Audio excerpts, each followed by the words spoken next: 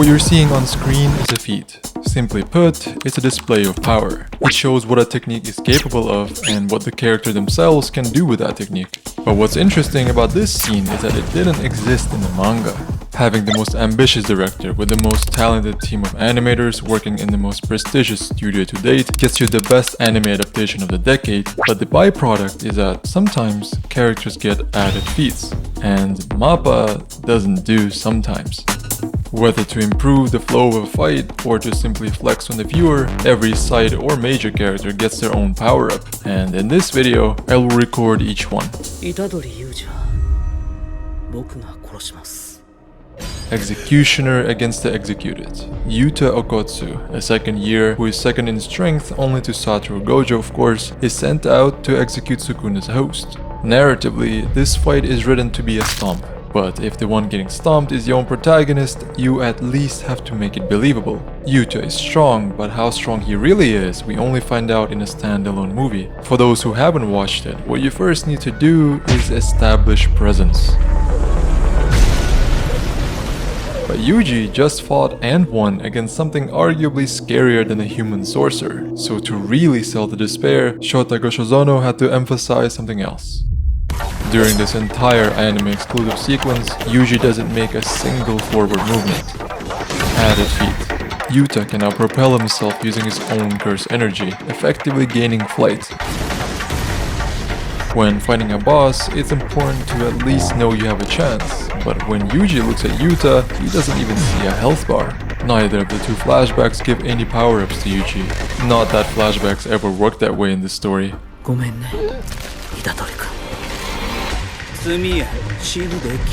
Youngest brother, oldest brother. Narratively, this fight is meant to be a lesson.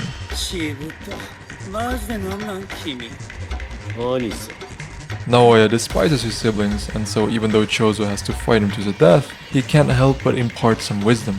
The weight of responsibility can make or break a person, and Choso doesn't break.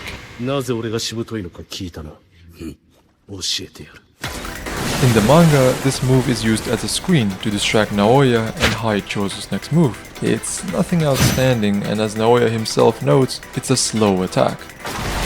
Naoya doesn't say this line in the anime, and the reason is simple. Choso's attack is not slow. Naoya's curse technique, projection sorcery, allows him to make 24 movements per second, making him extremely fast and letting him continuously build that speed if he chooses to reactivate his technique. This is exactly what happens later against Maki. In the manga, it's stated that he surpasses subsonic speeds, meaning he's moving at least 650 miles per hour. For context, that's the speed of a commercial plane.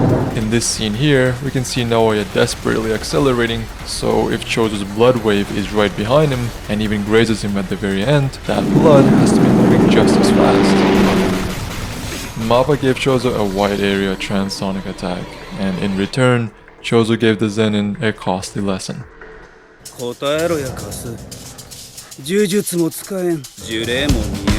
Say what you will about JJK's writing, but the guy can really execute a revenge story.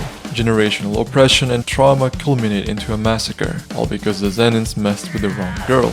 Narratively, this episode-long fight is written to be karma. This is the first and last MAPPA downscale for the rest of the season.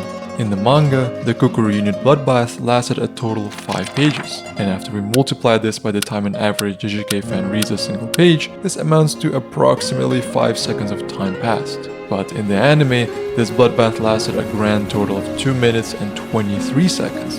Pure Sakuga flex, and even a direct homage to one of the most iconic movie scenes. Still, an anti-feat, because after some complicated calculations, Maki's power in the anime comes down to be 2,400% lower than her manga counterpart. And yet, it's way more than enough. In the manga, Nobuaki died almost instantly at the same time as Chojuro. In the anime, Nobuaki gains the ability to send multiple stabbing attacks in the direction of his choosing. although he still dies pretty fast. Jinji's Zenin got the weirdest treatment this season. There's a moment in the manga where Maki was about to break Ranta's paralyzing gaze, and as soon as it cracks, Jinji gives Ranta a concerned look, which gives Ranta time to warn about Maki being the second coming of Toji. The anime mistimes this completely. Instead, the entire time he's dilly-dallying to Maki's location and only turns back when he's literally right next to Maki, which, to the viewer, looks like he just stopped to war for him. Oh, and added feat. Manga Jinji could destroy perhaps a few houses, but in the anime, this is a whole town, right?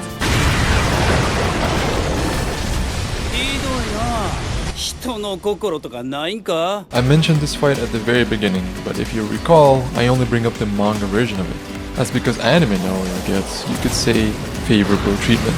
During his final clash against Maki, Naoya tries to outsmart her by feinting an attack so he can keep stacking his speed behind her. Now, in the manga, Naoya does a U-turn just about 50 meters away from Maki, but in the anime, he takes a different route. This is a real location. It's a top-down view of the Daruma Pass in Kyoto that is flipped horizontally. I traced the path, took the distance, and divided it by the duration of the clip. Remember how in the manga Naoya reached subsonic speeds? Well, MAPPA gave him supersonic speeds, which, for context, have only been reached by the Phantom. It's actually way more insane. Because if you paid attention, in this moment, Naoya activated his power by tapping Maki's shoulder, setting off a 1 second timer for her and by proxy himself, which is what Maki used to time her counterattack after figuring out his power. This 6-second clip is actually in slow motion. What this means is that Naoya's true speed is calculated by dividing the path's distance over 1 second.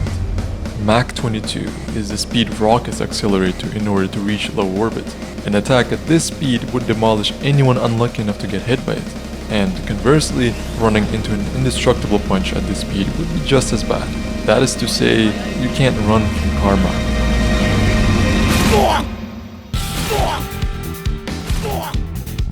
Maki overpowered her clan with muscle, but Megumi and Panda had to use their brains. Their fight against Kirara is one of the rare fights written as a puzzle. Kirara's power is based on the Southern Cross constellation.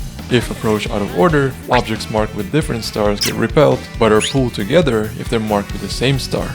Added feat. Kirara can propel forward by continuously throwing and pulling herself to any object marked with the same star as herself.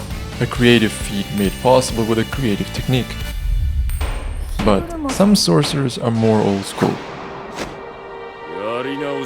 Yuji's encounter with Higuruma, while not as complex, made up for it with spectacle, and even though it oozed with style, the fight didn't happen just for hype and aura. From the very beginning of the season, it's made clear that Yuji has been consumed with guilt over innocent deaths that he thinks he's responsible for. So, to fight a sorcerer who embodies the judge and executioner can only mean one thing. This is, narratively and literally, a trial. And the Japanese court system is notoriously harsh towards defendants. But how do you convey that to a shonen reader? One way is to make the prosecutor a genius. Within 12 days of awakening his curse technique, Higuruma gained such high proficiency in curse energy control that he could be compared to a grade 1 sorcerer. Before Yuji even met him, Higuruma had already slaughtered countless curse periods and at least 20 sorcerers. But his anime version takes it to another level.